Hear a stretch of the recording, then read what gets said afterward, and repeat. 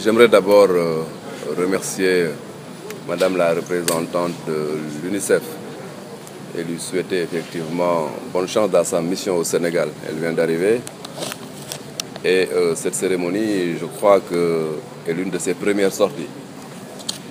Et c'est une cérémonie extrêmement importante parce que l'UNICEF a permis au Sénégal aujourd'hui de disposer de 5 unités de néonatologie. Vous savez que dans notre stratégie sanitaire, la lutte contre la mortalité maternelle et néonatale se trouve effectivement au centre. Et dans ce cadre-là, nous sommes en train de faire un travail important pour doter l'ensemble des structures, aussi bien les centres de santé que les établissements publics de santé, d'unités de néonatologie pour prendre en charge ce combat contre la mortalité maternelle et néonatale. Aujourd'hui donc, nous avons un don de l'UNICEF d'une valeur à peu près de $1 million, 500 millions à peu près, pour nous permettre d'avoir ce matériel très important. Je demande donc aux structures qui vont l'utiliser de l'utiliser avec responsabilité, en termes donc d'une bonne utilisation, mais aussi en termes d'entretien et de maintenance. J'aimerais aussi profiter de cette occasion pour réitérer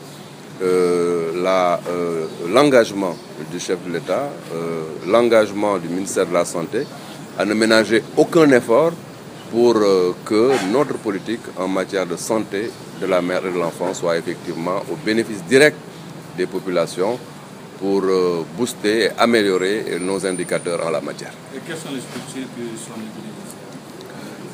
Les structures qui sont bénéficiaires sont des structures qui sont des établissements publics de santé. Je peux noter par exemple l'hôpital Albert Royer, l'hôpital Abass Ndao par exemple.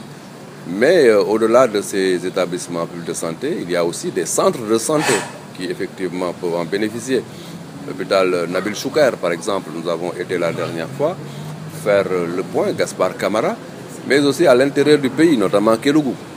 Donc aujourd'hui, il y a donc intérêt à faire en sorte que les zones les plus reculées de notre territoire se sentent concernés par ce que nous faisons, parce que c'est à ce niveau véritablement qu'il faut effectivement que le combat soit accentué pour permettre véritablement d'atteindre nos objectifs en matière de santé de la mère et de l'enfant, à savoir réduire considérablement la mortalité maternelle et néonatale.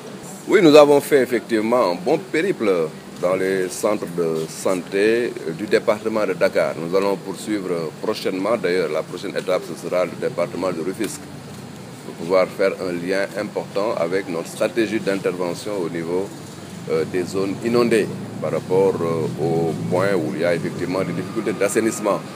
Après, nous entrons effectivement à l'intérieur du pays. C'est une stratégie systématique de visite des structures de santé au niveau intermédiaire et à la base, pour ne pas donner l'impression que le travail dans les structures de santé est juste monitoré et surveillé au niveau des hôpitaux. Donc nous allons faire ce travail. Pour l'étape de Dakar, vous avez effectivement donc noté que nous avons fait les centres de santé de référence.